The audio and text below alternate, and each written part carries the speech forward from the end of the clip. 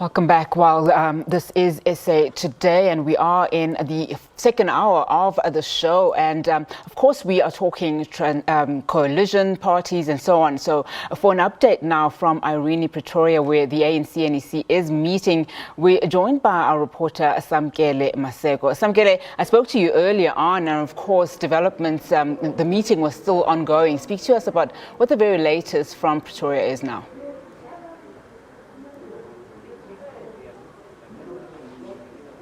Well, at this point in time, the ANC NEC meeting is still in session as I step out of shot behind these closed doors of the Spartan Hall here at St. George's Hotel. The ANC NEC meeting is continuing. On my left, you can see ANC NEC members huddled up there. That would be Obed Babela, Fikile Mbalula, Colin Maine, and Enoch Godongwane, the chair of the ANC's Economic Transformation Subcommittee, and the Minister of Finance. They are just outside as the ANC NEC meeting is proceeding to speak about deliberations on the future of these metros, where the ANC stands a chance of going into a coalition either with the Economic Freedom Fighters, the EFF, smaller political formations, or choosing to remain in the opposition benches. Now, Samkele, of course, we've been talking to various political parties and also political parties themselves, political analysts also, just about what these coalitions mean. And I mean, we've heard earlier from the IFP saying they will not be going into any coalition with the ANC whatsoever. So everybody's saying and looking at maybe worst case scenario or possibly a good scenario would be for the ANC and the DA to come together. I mean, we've also heard this from, Holomisa saying that perhaps, Cyril Ramaphosa should make contact with Helen Zille and see where the two parties align. What are we likely to see in the next coming days, and what are you hearing?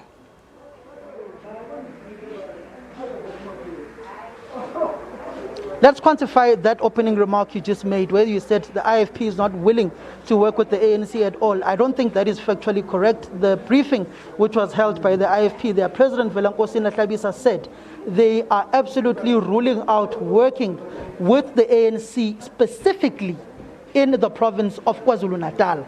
They are willing to work with the ANC and to negotiate with the ANC in all other provinces, and even made an example of their work with the ANC-led government in the city of Johannesburg, with Councillor Mabaso and Councillor Makubu in the Department of Transport, MMC of Transport, and MMC of Housing. So they are willing to work with the ANC in all other provinces except the province of KwaZulu-Natal, which they said that there is bad history between these two political formations, particularly using the book written by ANC stalwart and former journalist Mzala Nxumalo, the book titled Gajabutelezi, the Chief with a Double Agenda. So the context of the IFP relationship with the ANC is very important to quantify that they are not willing to work with the ANC in KwaZulu-Natal, but are willing to work with the ANC in all other provinces, especially in a province like Gauteng, where they have decided as the IFP to include Bonkosi Dlamini, the provincial chairperson,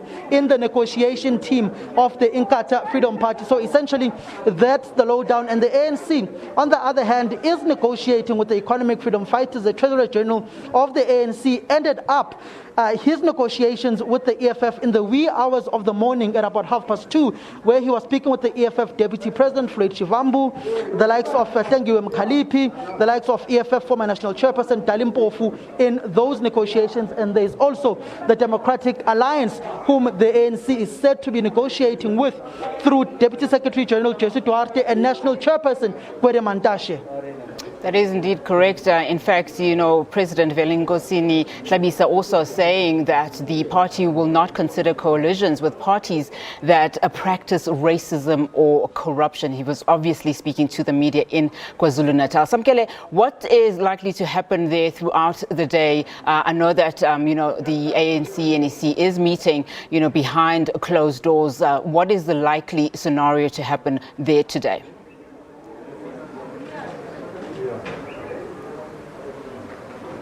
The likely scenario is that they would have obviously gotten a brief from Gwede Mantashe, Jesse Duarte, and Jeff Radebe, who's leading the negotiations on behalf of the ANC in KwaZulu-Natal, and also Paul Mashatile with his negotiations with the economic freedom fighters, and also the smaller political formations that the ANC has been speaking to on how far those parties are willing to work with the governing party.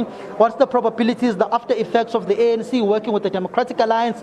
What are the after effects of the ANC working with the economic freedom fighters, knowing very well that the ANC never went into a coalition with the EFF in the city of Tshwane because the ANC did not want the EFF to have access to its base within that capital city. So these doors behind me right now, the ANC will be discussing its future. In those shots there, you can see Sibusiso Buthelezi and Phiki Kekane, who is also a minister in the presidency. You can see Dr. Zweli Mkhize. There's also Sibongile Pesane walking out now as the ANC deliberates on the futures of coalition governments, particularly when you look at an individual like Dr.